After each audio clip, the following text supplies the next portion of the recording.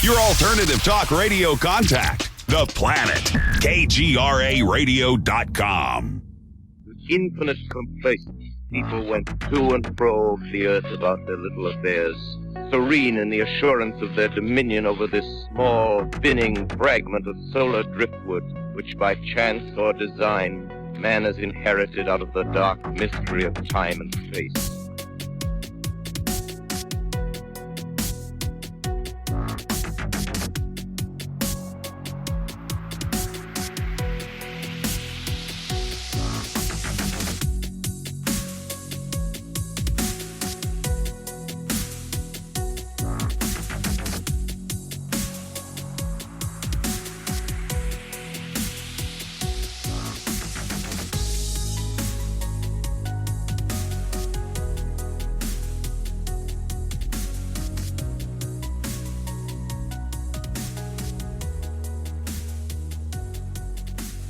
But yeah, just started out just like you did in your email, because you painted a nice kind of backstory and why a couple of things were important to set it up. But yeah, take it away, Todd. Thanks so much.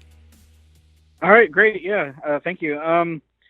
So yeah, for a little bit of a backstory, I grew up in Southwestern West Virginia. Well, I myself grew up in Huntington, but my grandparents live about an hour south of there. And I spent a lot of my time out at their place. They have about 130 acres. I'm not going to mention exactly where because they still live there. So it's a very, very rural area. Like to this day, there's still no cell phone reception out there. It's hard to get electric to your house. You know, there's no city water, stuff like that. It's very, very out there. So yeah, I spent a lot of my time growing up just traipsing around the woods.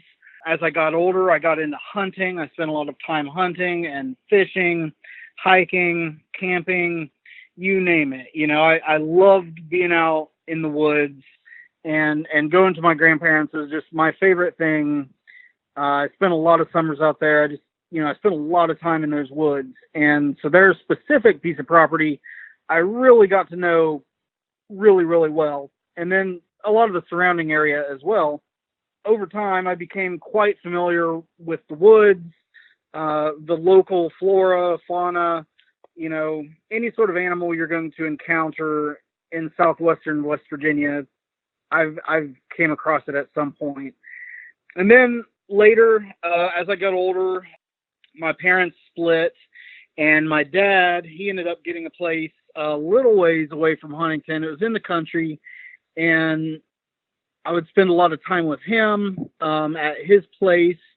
And that's when I ended up getting this dog who plays quite a part in the story. I feel like he kind of validates the whole thing for me. So anyway, yeah, I got this dog at my dad's house. He was at least half pit bull, the other half, we don't know what, you know, but he was a great dog, really fantastic, really intelligent, but also just completely unafraid of anything. You know, he was just completely not scared, to the point actually to where we ended up having to keep him on a cable run most of the time, just because of his natural curiosity and then that complete confidence that he had. He was about 2 years old, and we had a black bear come through the yard, and it was just kind of moseying along, you know, not in any hurry at all. And the dog, his name is Zach. Zach, he's at the end of his cable run, just trying his best to get at it. And I had to go out there. I was worried he would actually snap the cable because he was a very strong dog. And so I had to go out there and kind of physically restrain him, bring him in the house, because I was scared of, you know, if he did get loose, that bear would probably get him. Yeah. And yeah, he was just completely not scared of the bear at all, you know. And so again, yeah, just all confidence, not scared of anything. And for a young man, you know, he was a great dog. But yeah, that definitely plays apart in the story later. So yeah, fast forward about 5 years, and my older brother had bought a 30-acre plot of land that is adjacent to my grandparents' property. And he decided he wanted to cut a bunch of the timber and then use one of those portable sawmills to cut it up into lumber and build a house. And so that's what we actually did. And he brought me on to help with all this. And so we spent most of that summer cutting all the timber down. And then towards the end of the summer, my grandfather brought up his sawmill so that we could actually start cutting it up. And it's one of those sawmills that's on like a portable frame. You can just back up to it with a truck and hook up to it and take right off. You know, it's on like a trailer frame. So my grandpa, he says, you know, my brother can use it, but only if somebody's willing to stay up there and kind of guard it, because he's worried that, you know, it could be easily stolen. And so I kind of volunteered. I was also kind of the obvious choice because I was young, single. I didn't have a family. My brother did. But also, you know, like I said, I volunteered. I loved the country. I loved being outdoors. So my brother, he had a RV camper that he moved up there on the hill, and I would stay in it and just kind of, you know, guard the trailer, guard the sawmill. So yeah, we spent a lot of time up there, me and the dog, and we would spend a lot of time just kind of sitting out by campfires, hanging out at night. But as time went on, you know, it got colder and colder. So we started spending more time in the RV. And then it was around the middle of January, and it would have been 2006. There was one of those midwinter warm-ups when it, you know, just out of the blue, it's kind of feels like springtime. You know, it was in the 60s at daytime, maybe 40s at night, something like that. It was really nice. And so me and the dog, we start having campfires again, start sitting outside and enjoying the nice little reprieve from all the cold. So it was a Saturday. I will never forget that. It was Saturday, so we weren't working, and it was still nice out. So I went to the store, got a bunch of hot dogs and stuff for the fire. I did get a few beers, which my family kind of holds that in contention against me. But I feel like, you know, who has ever had like a major hallucination off of a couple beers? Right. You know. But so anyway, yeah, we made a night out of it. And so we just spent the evening hanging out by the fire, cooking and whatnot. And so then it was getting darker. I had thrown some wood on the fire and grabbed a beer, sat back down. We were just kind of hanging out. And then we hear it. We hear something walking through the leaves, coming up the hill towards our campsite. And that wasn't exactly out of the ordinary. There had been other times when animals had approached us. Surprisingly, the white-tailed deer are actually quite curious, and they would come and look at us sometimes. We had once a group of, I think 3 or 4 coyotes had come up. There had been a few times dogs would come up, and then once we even had a group of raccoon hunters come up on us. So yeah, I wasn't exactly alarmed. You know, I thought maybe it's just an animal or a person, you know, maybe another, like a stray dog coming up on us. But it was definitely approaching us, you know, so we sat there and just kind of waited. It was too dark to really look out into the forest at this point. So we just sat by the fire, waited for it. It got closer and closer, slowly but steadily. And then it just kind of stopped. Everything got quiet. I could almost sense that like something was different, something was kind of off. And I looked down at Zach, and every hackle on him, I mean, from head to tail, the hackles were raised, and he was emitting this kind of a low growl that I couldn't, or I could barely hear it, but more like if I put my hand on him, I could kind of feel it. And I'm thinking, oh wow, what is this? Because this dog is scared of nothing. At that point, I was kind of thinking maybe a bear, but again, this dog's not even scared of bears. And then all of a sudden, there it was. All I can describe it as is a Bigfoot, a Sasquatch. It stepped out of the dark and into the light of the fire. Within, 2 or 3 steps, it was right across the campfire from us in the light. It stood there and stared at us for probably just a few seconds. It felt like an eternity. And then very, very slowly, it squatted down on its haunches and squatted down. It was so tall that its eyes were still above the flames of the fire. It was still staring at us. And once it squatted down, it very slowly reaches out and it grabs a hold of a sapling. I call it a sapling. It was a small tree, probably 6 to 8 inches in diameter, something like that.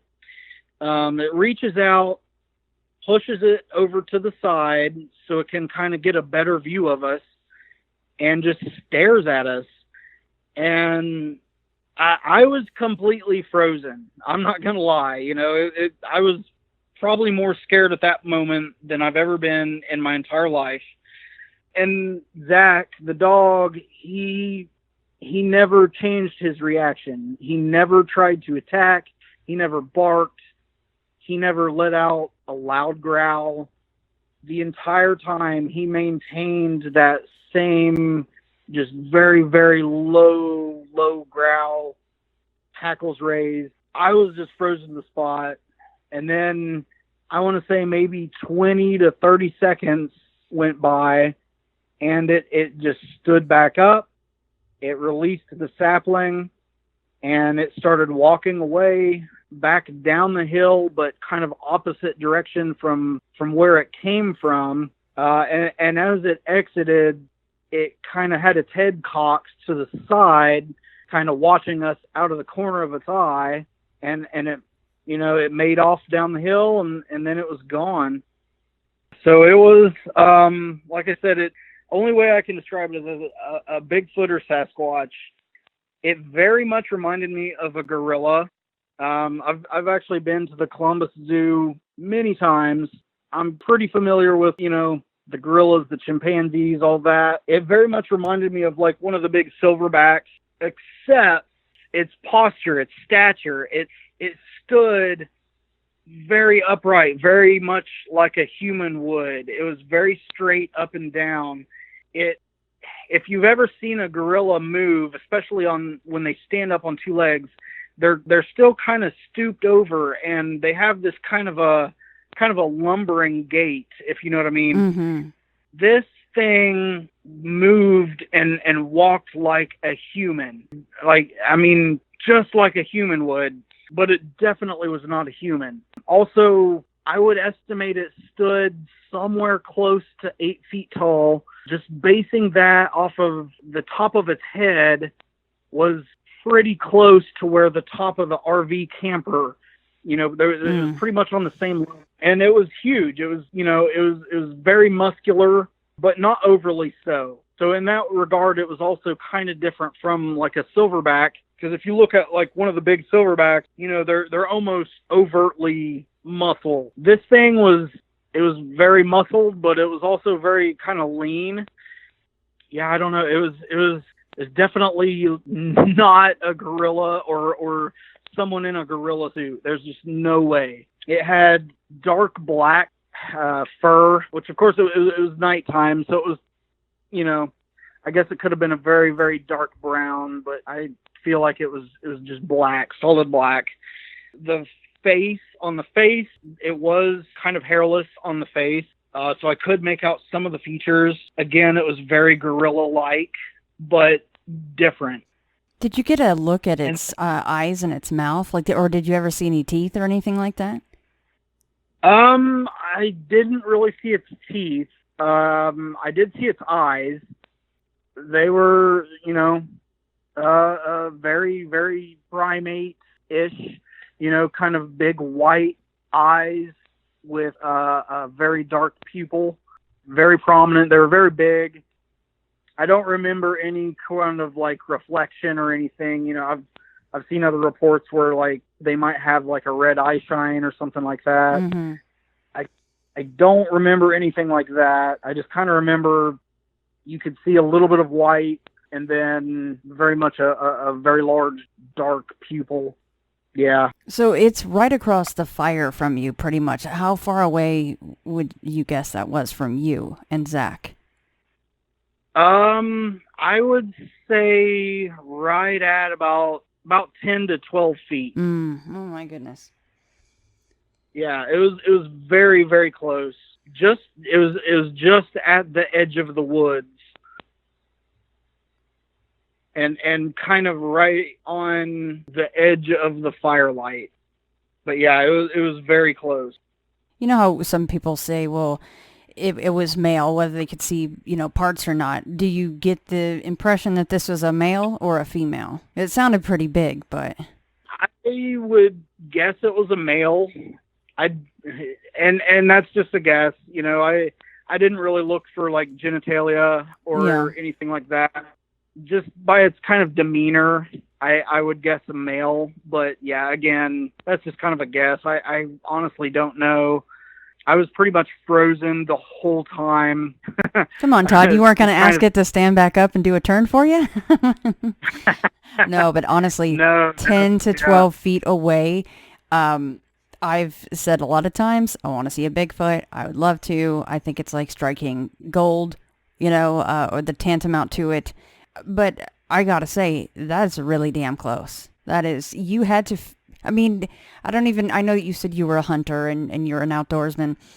I don't even know if you had a gun or like most people say it wouldn't have mattered and it wouldn't have been big enough. Did you feel like you were in mortal danger? I want to say no. And I did have a gun in the RV. I had a little 410 shotgun. And, I don't know if that would have been enough to necessarily kill it, but honestly, I never felt like I wanted to hurt it anyways. Mm-hmm. It never once felt aggressive to me, even though I was frozen in fear. But it's more like if you've ever been in the presence of just a very large wild animal or even a domestic animal, if you've ever been around like a very large cow and you're not used to that, it can be frightening. Mm-hmm. And a wild animal, especially a large one, it can really be frightening.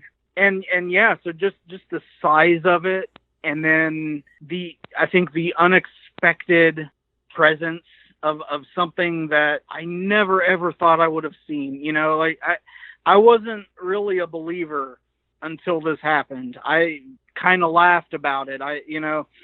Like I said, I've hunted, I've fished. I've never in my life did I think I was going to see something like this. So yeah, I think just the complete unexpectedness of having this walk up on me, I was just frozen. I couldn't move. I've never been like that before or after. Not like that. So you were aware of, and I think most people are nowadays, back when something like Harry and the Hendersons came out, I think that was the first time a lot of people learned about Bigfoot. And even further back, Legend of Boggy Creek and all that stuff. But for you, though, you were aware of Bigfoot enough to be kind of laughing about it. So when you saw it, instantly you're like, that's a freaking Bigfoot. Like, there was no other way to go, oh, that's a funky looking bear. Like, you just knew right off the bat what it was. There was no mistaking it. Oh, yeah. Yeah, 100%. Yeah, I had definitely seen, like, Harry and the Hendersons. I grew up with that. I'd seen the Legend of Boggy Creek. And like I said, I'd been to the zoo several times. I'd seen the gorillas, the chimpanzees. And I've always had kind of an interest in cryptids. Like when I was a kid, I loved the Loch Ness Monster and stuff like that. So, I was definitely aware of it. It wasn't exactly on my radar. It's not something that I thought in my lifetime I was ever going to see. But yeah, once I was looking at it, I knew, like 100%, without a doubt, that's what this is. This is a Bigfoot. It's a Sasquatch. It's there's nothing else that could have been. And for the people that have told me it's a bear, that's almost laughable. There's a better chance it was an escaped silverback gorilla from the zoo or something. Right. Which, if you've ever been to West Virginia, there are no zoos. Nothing that would have anything like that. And there's no way it was a person in a costume to be that far out and to come walking up from the way it came from. They would have been hiking for miles in the dark in a suit. But it sounds to me like there is no doubt in your mind that was a living, breathing creature, and it wasn't a person in a suit. Most of the suits look like crap unless you're, some Steven Spielberg type producer and you can afford such a suit. Right. Yeah, exactly. 100%. It was completely real. It was definitely an organic creature, a living, breathing thing that I was looking at. And by the way, you saw this thing really, like you already said it, but I will parrot this. That is an eternity of a sighting, because it was already standing there for 10, 12 seconds, and then it crouches down, and it's sitting in that position for another 20 to 30 seconds right in front of you. That is, that's incredible, and it had to have been terrifying. That's a very long sighting. Oh, yeah. Again, I was just kind of frozen. So, and the adrenaline was just absolutely pumping. I would liken it to something like your first time bungee jumping or jumping out of a plane or something, because the adrenaline was just surging through me, but I couldn't move. It's like I could almost feel my heart trying to beat out of my chest, and erratic breathing, and it was crazy. I'd say the entire encounter was probably around 40 to 45 seconds. Mm-hmm. But yeah, it definitely felt like an eternity to me. And something else that you mentioned that I find really fascinating, and it's just the way of nature. An apex predator comes around and everything's like, zip, oh, you better hold still, don't make any noise. You said I got really quiet, right? Oh, yeah. It was dead quiet before and after. Now, of course, it is wintertime, so you've got less activity going on in the winter, but you would definitely still have some stuff going on, and there was just nothing. It was completely dead silent, except for the sound of its approach. But other than that. That's what I was just going to bring up, is you heard it approach, which is also, to me, interesting, because in some encounters, it seems like when they choose to be completely silent, they can be. But it went ahead and let you know that it was walking up on you, which makes me wonder if it had been watching you guys for, a certain amount of time, and then finally was like, they seem okay. I want to go check these guys out. Like you and Zach, or maybe I don't know if it can pinpoint people's schedules, which was the case in Donna's case up in Washington State, right? Like it seemed like whenever Greg would go out of town, the Bigfoot would start to come around, and they'd want to interact with Donna. Right. So that's interesting. So what about when it walked away? Was it quieter when it finally left, or is it the same as when it came in? No, it was very much the same. I specifically remember sitting there and listening to the footsteps, and you can definitely hear the crunch of the leaves as it walked away. And I sat there and listened until I couldn't hear anything anymore. And then I still sat there for, I don't know, 3-4 more minutes before I finally calmed down enough to get up, get Zach, and hurry up and get in the camper. But yeah, we could definitely hear it walking away. And Zach that entire time was emitting that very low, rumbly growl, right? And he didn't budge. Yeah. Like you had to, did you actually have to pick him up, or did you just drag him away from the fire and get him in? I kind of had to drag him. I didn't have him on a leash out there. I would typically just let him kind of run free, but he did have a collar on. I had to kind of grab him by the collar and pull, and then finally he got up and followed me around and to the door, and we both went in the camper. And you didn't sleep? Not a wink, right? Yeah, no shocker. Yeah, not at all. We were both up the entire night. Zach he would pace back and forth, the length of the RV. And then myself, I did at that point go and get the 410.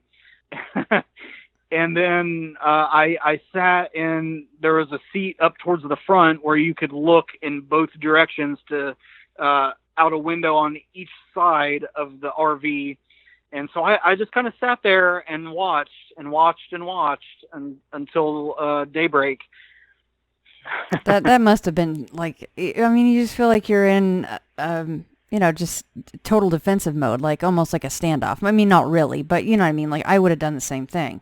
Like I'm not sleeping, and even though it may not do anything, I'm going to hold my gun and keep an eye out. So I don't blame you at all for doing that. As far as seeing this guy, do you feel lucky to have seen it, or do you wish that you would not have seen it at all? At this point in my life, I feel very lucky to have seen it. It completely changed my life, that's for sure. It kind of opened my eyes to there's a lot more out there than what a lot of people are willing to accept. And it was kind of life changing, but I wouldn't trade it, not at this point. Would you want to see one again? Yeah, actually I would. That close? I would hope maybe.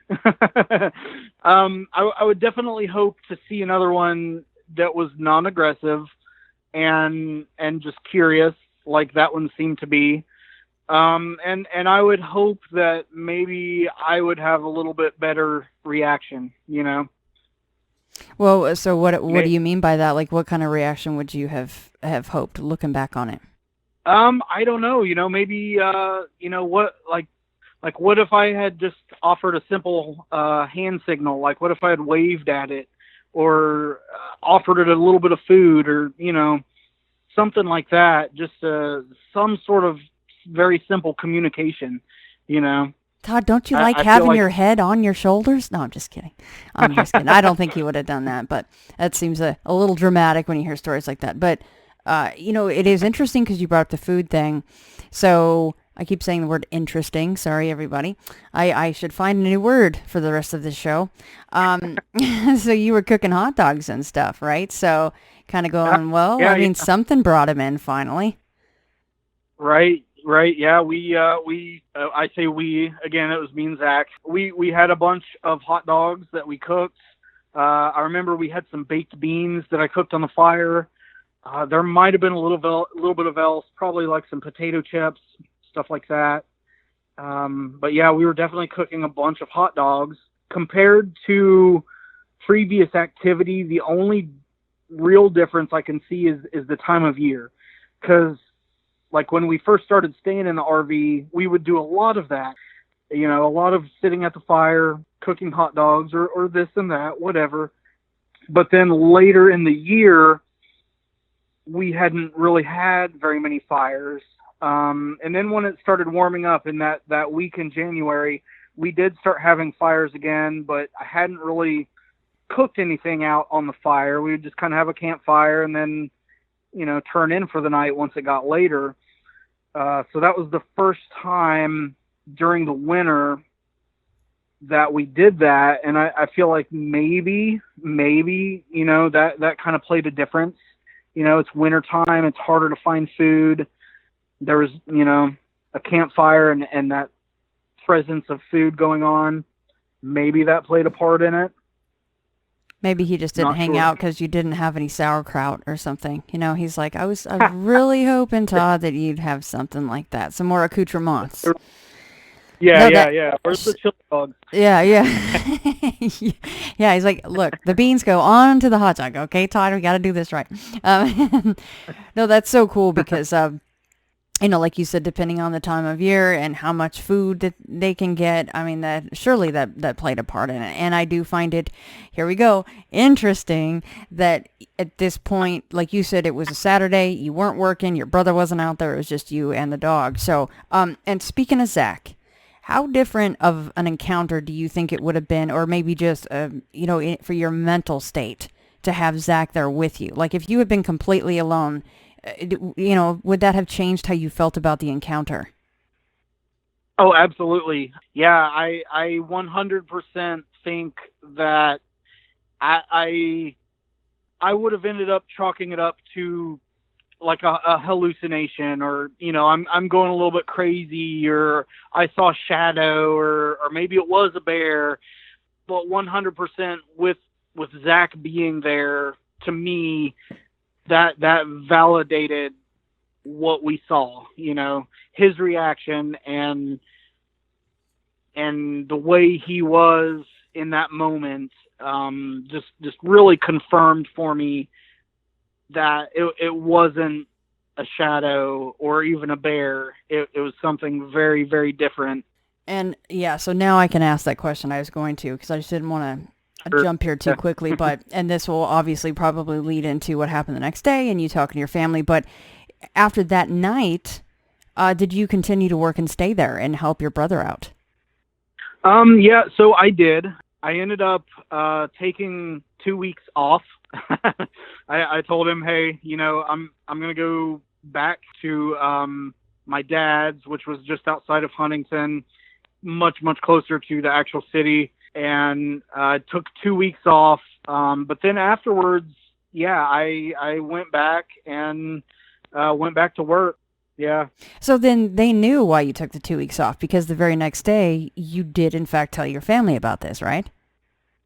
Yes, I did. So I immediately the next morning, I told my brother and his wife, because every morning I would get up. I had a 4-wheeler.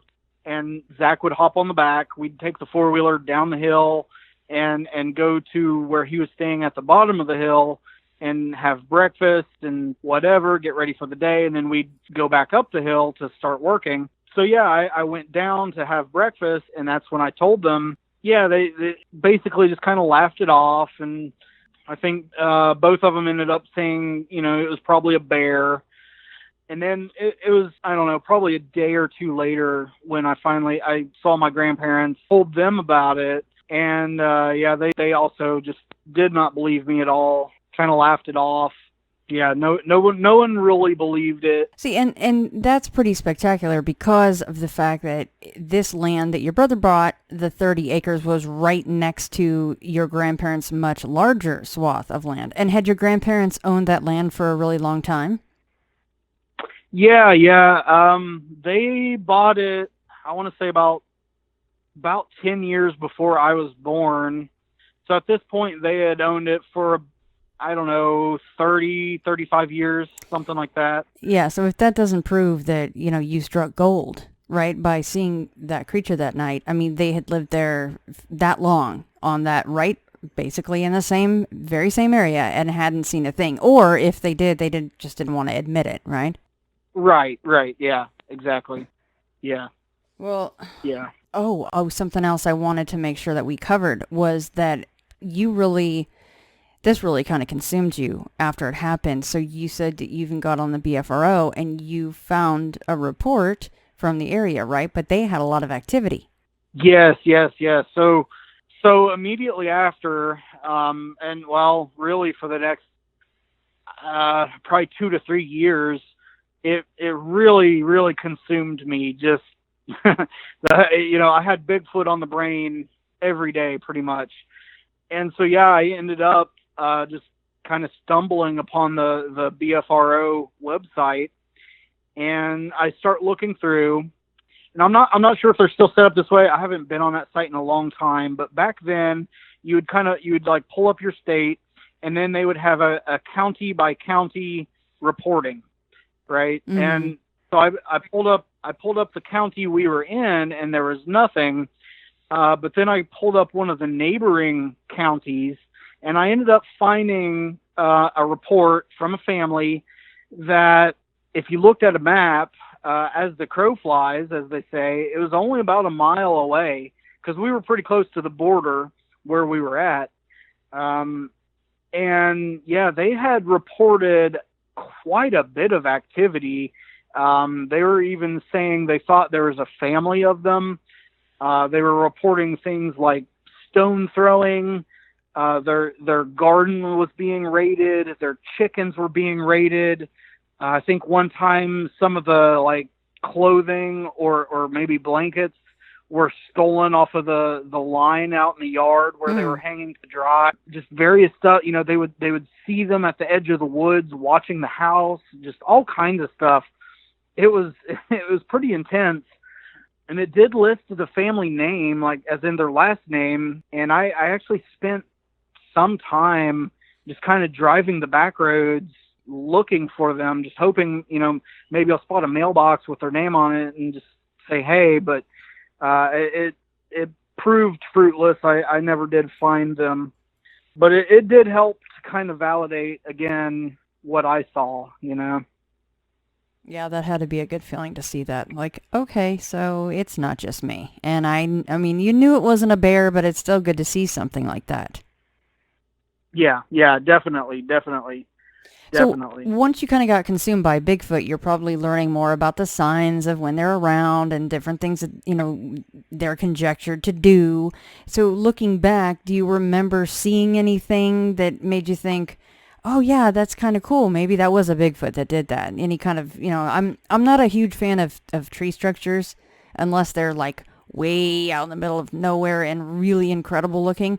But, anything like that or tracks or a strange, like a deer with its head twisted all the way backwards, anything like that? Well, there are a couple things, and I do want to say that I agree about the tree structures. I've been in the woods a lot, and a lot of big storms and weather can form a lot of formations, Yes. It would have to be, something really special for me to think, oh wow, maybe this was a Bigfoot. Yeah.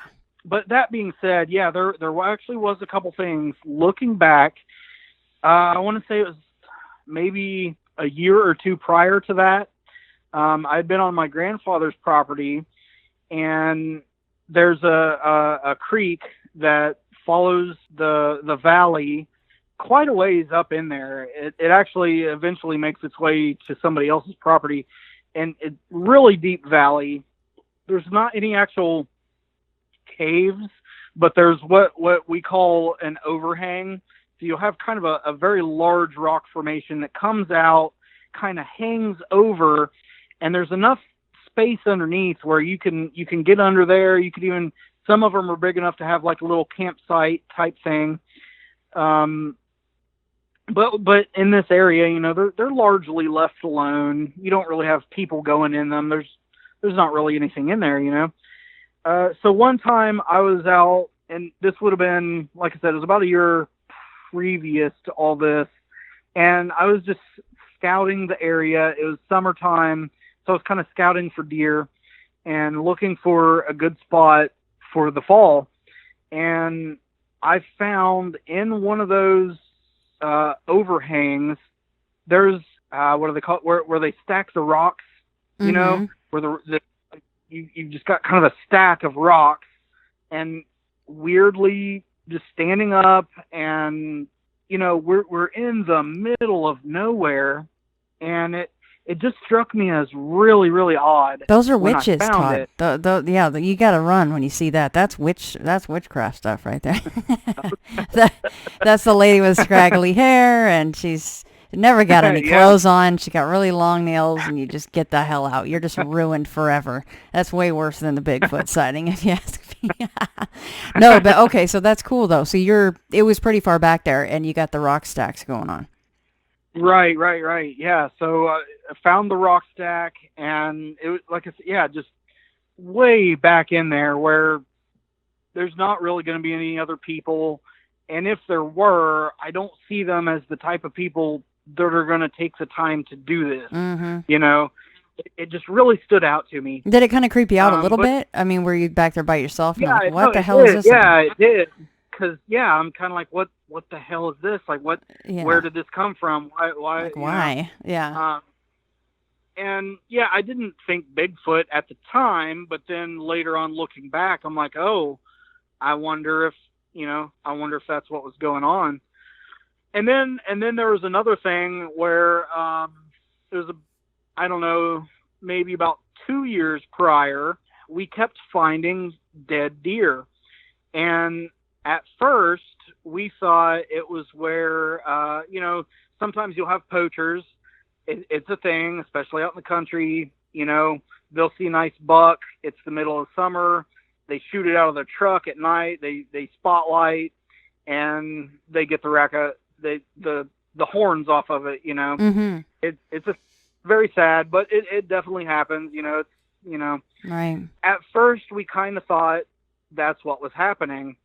But as the summer progressed, we kept finding more and more. There'd be does, which, it's like, I don't know why anybody would shoot a doe and just leave it lay.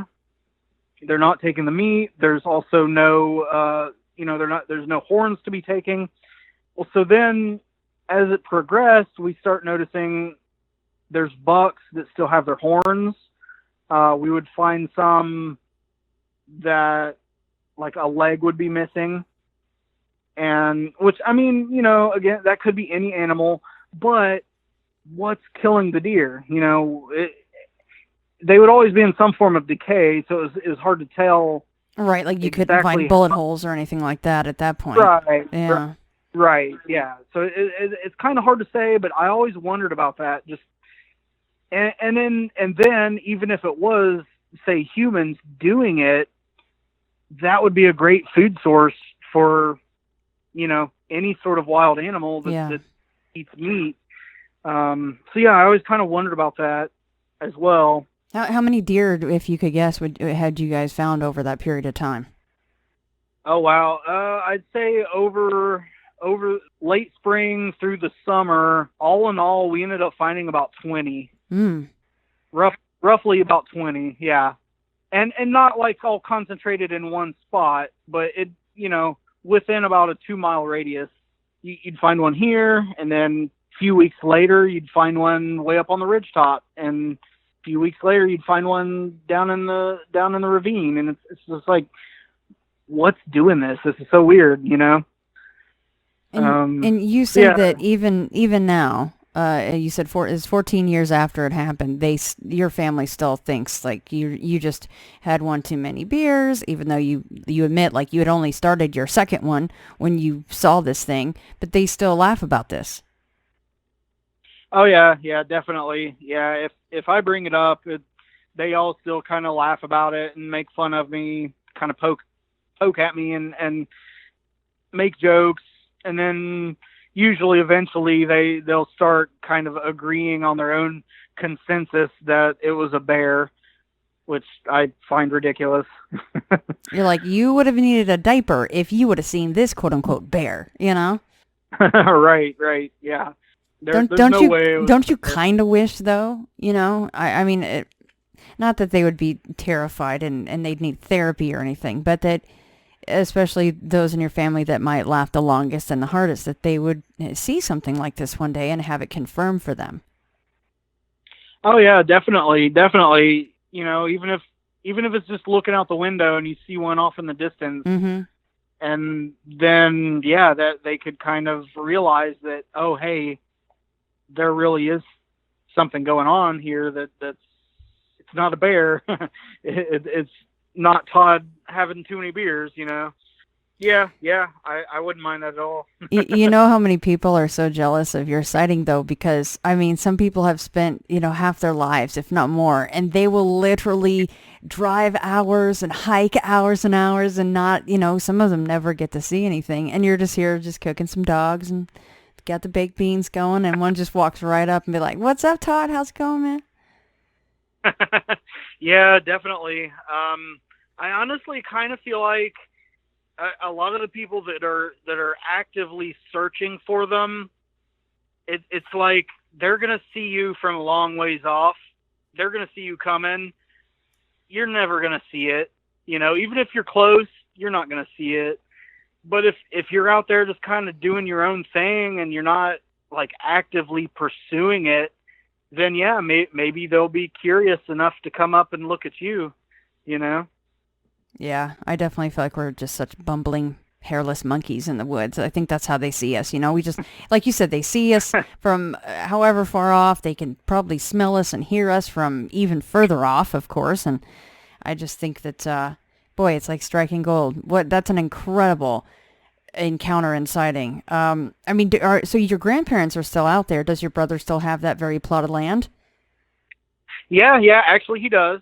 And my grandmother, God rest her soul, she passed away a couple years ago.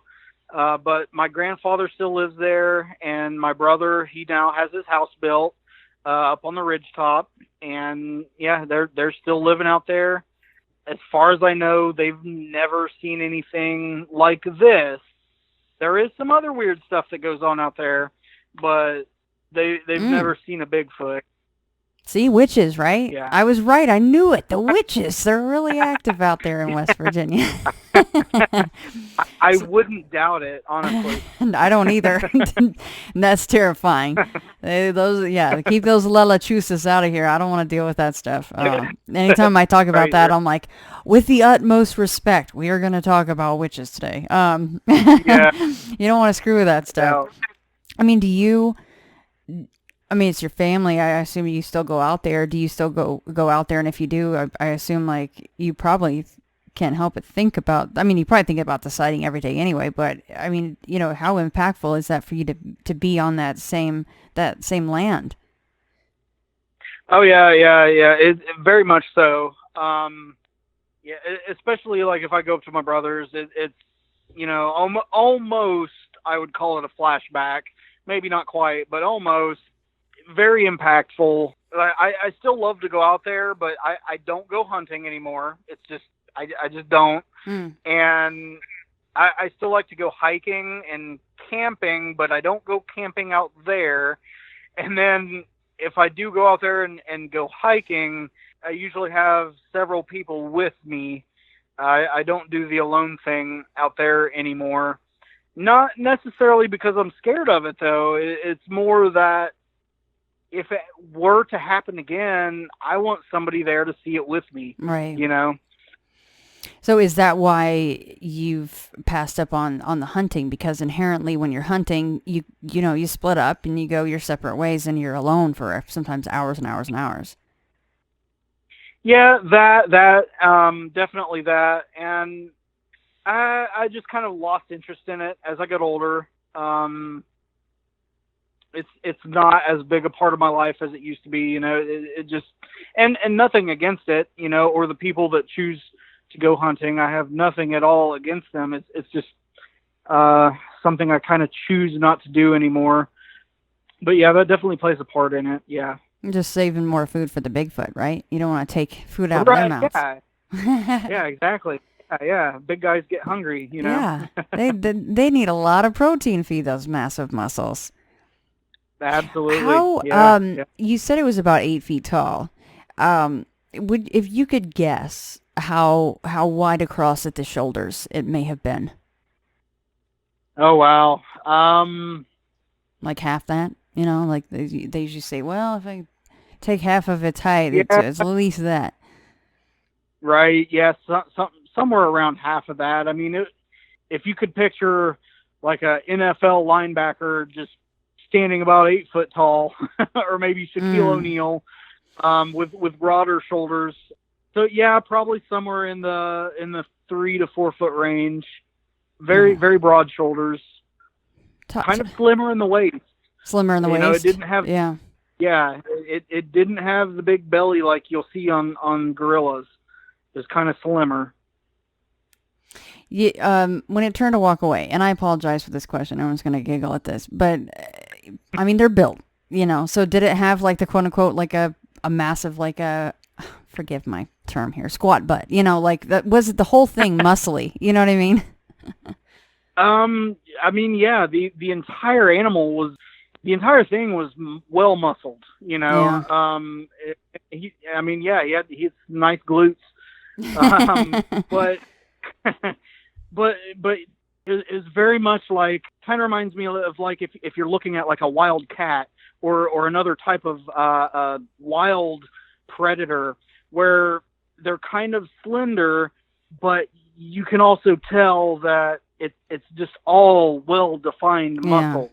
The entire thing is just muscle, I remember talking to somebody, it was eons ago, and they kind of said, they hinted like, oh, it looked like this Bigfoot kind of like skipped leg day or whatever. So that's why I was sorry, everybody. I was talking about the butt for a certain reason, because in other reports, I have heard like, oh, well, the upper body was bigger, but the lower body wasn't as well defined. So that's why I was asking also about if you thought it was male or female, because that also, I think, would obviously play a role, just like it does in human beings. Women are just built differently than men, the females to the males. Sure. So that would play into yours being most likely a male then, really well built like that. Built for business, as they say. Right. Yeah. It very much looked like it was built for running and activity, lots of activity. A lot, yeah. Lots of running. Yeah. He did not skip leg day. And it's so cool how it when it crouched down, it chose to move the sapling out of the way so it could have an unimpeded view of you and Zach. Is Zach still with us? No. Unfortunately, Zach passed away a few years ago. Yeah, he's sorry. Gone. Yeah. Thank you. Yeah, he was a great dog. He really was. Well, at least he was there to affirm the fact that you are not a crazy person, right? Yes, definitely, 100%. Well, yeah, he made it very real for me. Yeah, I bet. Because you're right. It would have been easier to just go, oh wow, I must be really super tired because I just saw the strangest thing, but it must have been something else. But to have him growling the entire time, and then once you go inside, he's pacing. So yeah, something was very wrong. When he's totally fine with, I want to go play or eat the bear. He had already proved that he would do such a thing before. So, yeah, exactly. You hear that a lot. The dogs, man, for the most part, they know not to screw with these things. They inherently, down to their marrow, know not to mess with these. Oh yeah, for sure. Yeah, he definitely knew that this was something different. He could definitely sense this thing's presence. I want to say even much more than I could. Mm-hmm. Yeah. I'm very thankful he was there. Again, it just makes it very real for me that he was there and that he reacted the way he did. Did you, the next day, before I let you go, and I appreciate your time so much, did you, Sure.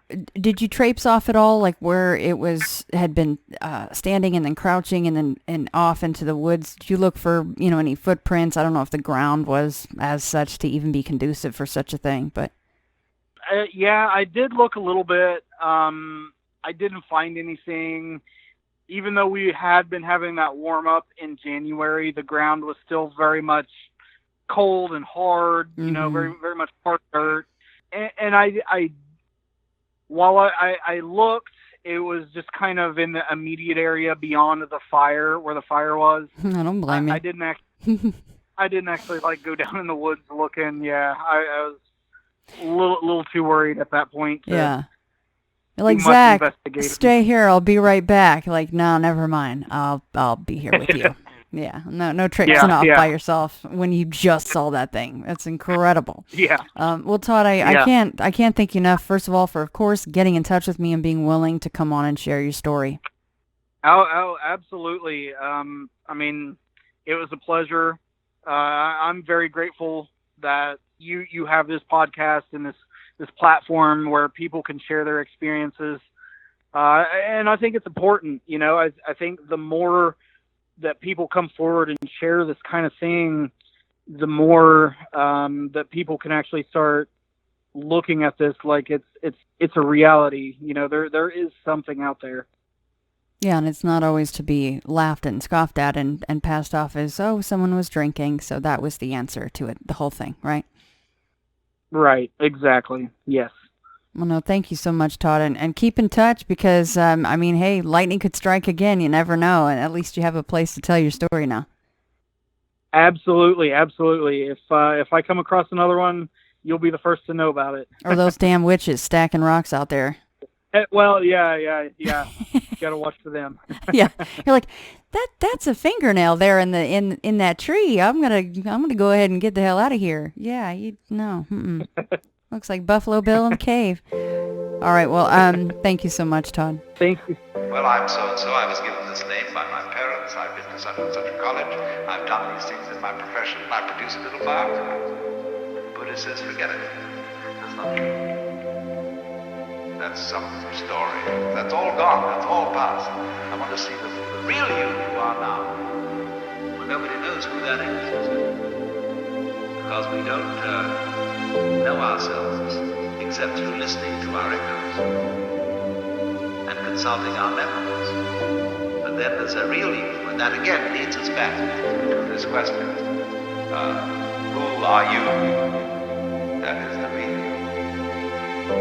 We shall see how they play with this exam by the koans to get you to come out of your shell and find out who you really are.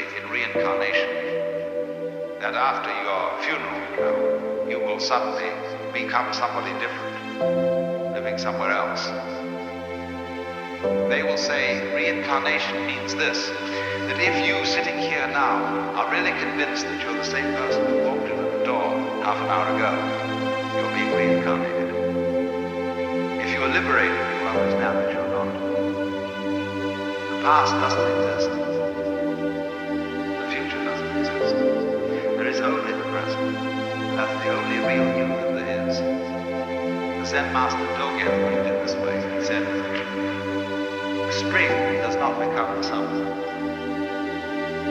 First there is summer, and then there is spring.